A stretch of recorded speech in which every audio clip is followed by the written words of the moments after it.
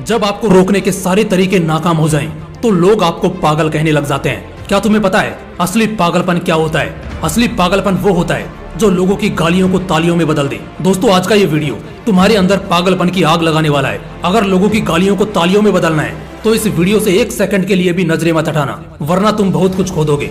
आज मैं तुमसे वो काम करवाऊंगा जिस काम को करने से तुम्हारी रूह कांपती है। आज मैं तुम्हें वो सोचने पर मजबूर करूंगा जिसे सोच सोच कर न जाने तुम अपना कितना समय बर्बाद कर देते हो, और इतना जिद्दी बनाऊंगा कि कोई भी तुम्हें झुका ना सके। लेकिन इस सब के लिए तुम्हें पागल बनना होगा। एक लाइन में कहा जाए तो हाँ, मैं आज तुम्हें पागल बनाऊंगा। वो पागल नहीं जिसे तुम मरीज के तौर पर देखते हो। मैं तुम्हारे अंदर उस पागलपन को जगाऊंगा जो तुम्हें इस दुनिया के फैसले के खिलाफ जाने का साहस देगा। एक ऐसा पागलपन जिसमें ना नींद की चिंता होती है, ना सुख का लोभ होता है, ना माया भटकाती है और ना किसी का साया साथ देता है। एक सरफिरे मुसाफिर की तरह तुम्हें जिंदा दिल बनना होगा, एक इतिहास रचना होगा। क्या तुमने कभी किसी पागल इंसान को सड़क पर चलते या अस्पताल में फिरते देखा है? उस पागल इंसान को जब तुम देखते हो तब तुम्हारे दिमाग में क्या सोचता है? बेशक तुम उसे देखकर उससे दूर हो जाते होंगे।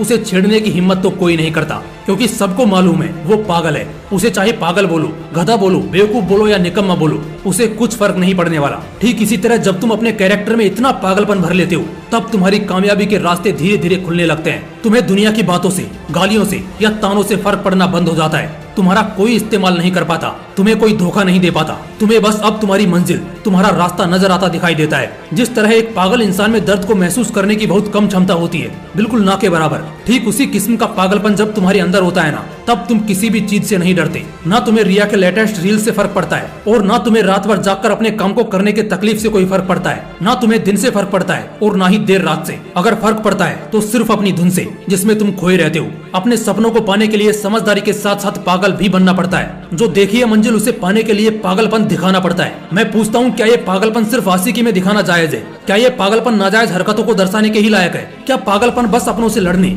और घटिया जिद्दों को पूरा करने के लिए ही बोला गया है? नहीं दोस्तों, बिल्कुल भी नहीं। जिंदगी में एक बात हमेशा याद रखना, इंटेलिजेंट लोग जिनकी कहानियों से इंस्पायर होते हैं, असल में वो पागल लोग ही हैं जो उस कहानी के हीरो होते हैं। तभी तो 10वीं क्लास में फेल हुए सचिन तेंदुलकर की बायोग्राफी महाराष्ट्र के हिस्टोरिकल बुक का पहला चैप्टर है। शायद तेंदुलकर साहब में वो पागलपन ही था जिसने उन्हें अपने देश के लिए 24 साल तक खेलने के लिए स्ट्रॉन्ग बनाया। श्री कलाम साहब में भी वो पागलपन ही था जिसने उन्हें एयरफोर्स से रिजेक्ट होने के बाद भी हताश, निराश और हार मानने नहीं दिया और एक महान साइंटिस्ट की पदवी पर पहुंचा दिया। वैसे इन पागलपन के किस्सों में एक किस्सा तो सुनना बनता है जो आपकी आंखें खोल देगा। एक लड़का जिसे फुटबॉल का बड़ा शौक था, उसे एक दिन बहुत बड़ा फुटबॉलर बनना था, लेकिन वो दिल की बीमारी और पैर की कमजोरी से परेशान था। और जैसा कई सक्सेसफुल लोगों के साथ हुआ था, वैसे ही इसे भी डॉक्टर ने साफ कह दिया था कि ये लड़का कभी भी फील्ड पर नहीं उतर पाएगा, और अगर ऐसा हुआ तो ये मर जाएगा। लेकिन उस पागल लड़के को क्या फर्क पड़ने वाला था?